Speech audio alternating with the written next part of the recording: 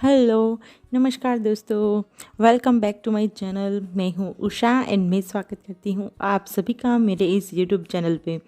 दोस्तों, कैसे हैं आप सभी लोग? आई होप कि आप सभी अपनी प्रेगनेंसी को बहुत अच्छी तरह से एंजॉय कर रहे होंगे और आप लोगों की दुआ से मैं भी बिल्कुल ठीक हूँ।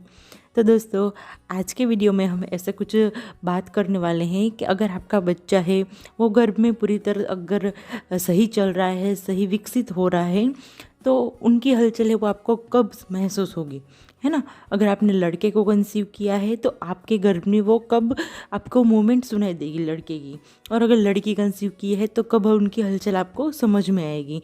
ठीक है, साथ ही हम यही बात करेंगे कि हमारी जो बड़ी बुजुर्ग महिलाएं हैं वो क्या बताती है बेबी की हलचल के बारे में, है ना।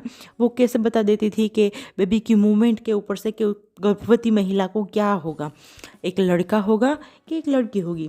ठीक है दोस्तों, तो आज हम यही सब पॉइंट्स कवर करने वाले हैं। साथ में अपना पर्सनल एक्सपीरियंस शेयर करूंगी कि मुझे भी 1.5 साल का बेटा हुआ है, तो वो मुझे कब घूमा था मेरे पेट में और कहाँ उसकी हलचल है वो मुझे मालूम पड़ी थी। ठीक है, साथ में हम साइंटिफिक रीज़न की भी बात करेंगे कि अगर आपका बेटा मूवमेंट नहीं कर रहा है तो आपको क्या करना चाहिए और क्या नहीं करना चाहिए, तो इसके बारे में हमारे जो डॉक्टर से लोग वो क्या बताते हैं। ठीक है, वही बात करेंगे हम। तो दोस्तों, जल्दी से वीडियो को स्टार्ट कर लेते हैं, लेकिन उससे पहले एक छोटी सी गुजारिश कि अगर आप चैनल पर पहली बार आए हैं, पहली बार विजिट किया है, तो प्लीज़ जल्दी से सब्सक्राइब कर दीजिए और बाजू में बने बेल आइकन को हिट कर दीजिए और ऑल पर प्रेस कर दीजिए, ताकि मेरी हर लेटेस्ट वीडियो की नोटिफिकेशन आप तक सबसे पहले पहुंचती रहे। ठीक है, तो चलो दोस्तों, बिना देरी किए हुए वीडियो को जल्दी से स्टार्ट कर लेते हैं। तो क्या होता है दोस्तों कि जैसे ही कोई महिला कंसीव कर लेती है ना, तो क्या है कि हार्मोनल चेंजेस रहते हैं उनकी बॉडी में, वो बहुत ही ज़्यादा मात्रा में होने लगते हैं। खासकर फर्स्ट तिमाही में तो हार्मोनल बहुत ही चेंजेस होते हैं, तो काफ़ी सारी समस्याएं हैं, काफ़ी सारे चेंजेस है बॉडी में देखने को मिल सकते हैं महिला की। ठीक है, तो उनको बिल्कुल घबराना नहीं है। उनको जो भी समस्या हो रही है ना आफ्टर डिलीवरी, वो तो नॉर्मल हो ही जाएगी, लेकिन क्या है कि थोड़े टाइम के लिए अपने बच्चे के लिए वो सब सहन करना पड़ता है। ठीक है, तो क्या होता है कि बच्चे की मूवमेंट है तो तकरीबन तो तीसरे चौथे महीने में स्टार्ट हो जाती है, लेकिन कभी कभी क्या होता है कि कोई महिला की अगर पहली प्रेगनेंसी होगी ना, तो क्या होगा उसको ज़्यादा समझ में नहीं आएगी। तो बच्चा तीसरे महीने में बहुत, आपको तो मालूम है 3 महीने का बच्चा है वो कितना छोटा होता है ना। अगर वो पेट में मूव करेगा तो भी आपको समझ में नहीं आएगा, और खासकर तो फर्स्ट प्रेगनेंसी होगी तो आपको बिल्कुल समझ में नहीं आएगा, है ना। आपको लगेगा कि कुछ गैस जैसा बन रहा है, गैस की वजह से कुछ पेट में दर्द हो रहा है ना, ऐसा कुछ लगेगा। सेम मेरे केस में भी ऐसा ही हुआ था। मेरी फर्स्ट प्रेगनेंसी थी और तीसरे चौथे महीने में मुझे कुछ भी समझ में ही नहीं आ रहा था, है ना। क्योंकि साथ में क्या होता है, अपने पेट की जो मांसपेशियाँ रहती है वो भी कड़क होती है ना, तो अपने को लगता है कि गैस जैसा कुछ बन रहा है और ऐसे ही पेट दर्द हो रहा है प्रेगनेंसी की वजह से। ठीक है, तो ऐसा हो सकता है, तो इसमें कुछ गलत नहीं है। जैसे मेरे केस में भी ऐसा ही हुआ था। अभी क्या होता है कि सेकंड अगर प्रेगनेंसी होगी आपकी, तो आप क्या करेगी कि अपने बॉडी के ऊपर पूरा ध्यान देगी।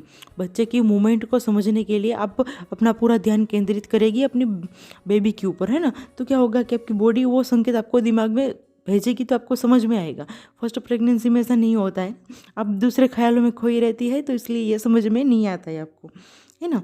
तो क्या होता है कि डॉक्टर भी क्या बताते हैं कि 5वें महीने के अंत में, है ना, ज़्यादातर 5वें महीने के अंत में और छठे महीने के फर्स्ट वीक में आपको बेबी की मूवमेंट है वो पूरी तरह से समझ में आनी ही चाहिए, है ना। क्योंकि बेबी इतना बड़ा हो चुका होता है तभी कि आपको उसकी मूवमेंट पेट में समझ आ सकती है ना, आप उसको फील कर सकते हैं अच्छी तरह से।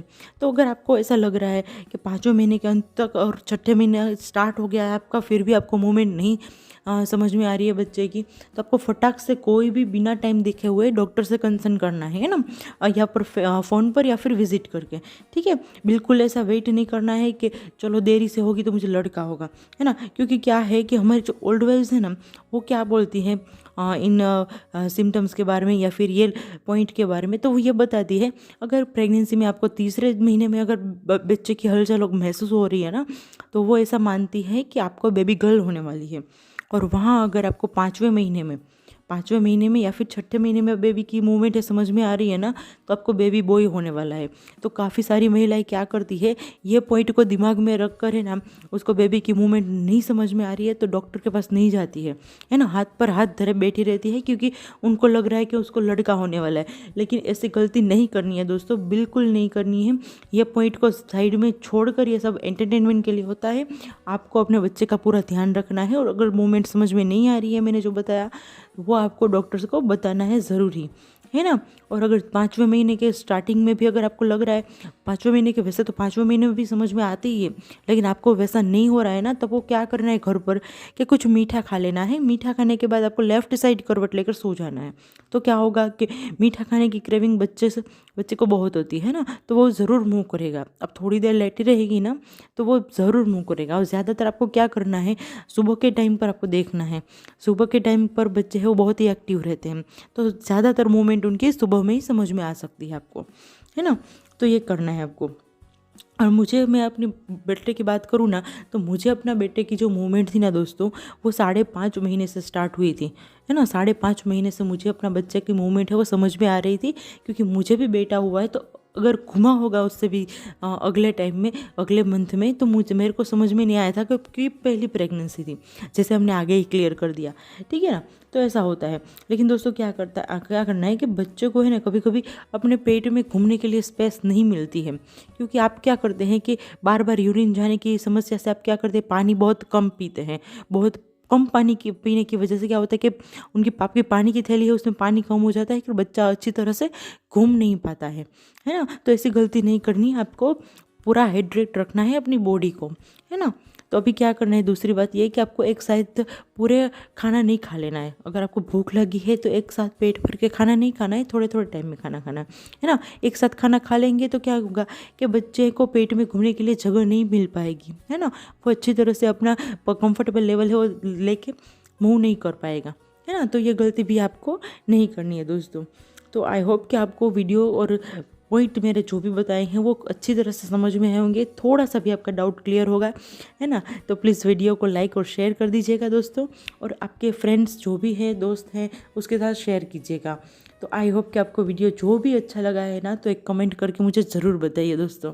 तो मिलती हूँ आपको नेक्स्ट वीडियो में ऐसे ही कुछ अच्छी अच्छी बातों के साथ। तो प्लीज़ सब्सक्राइब कर दीजिए मेरी चैनल को, और वीडियो को लाइक और शेयर कर दीजिए। चलिए bye bye, take care, thank you so much guys.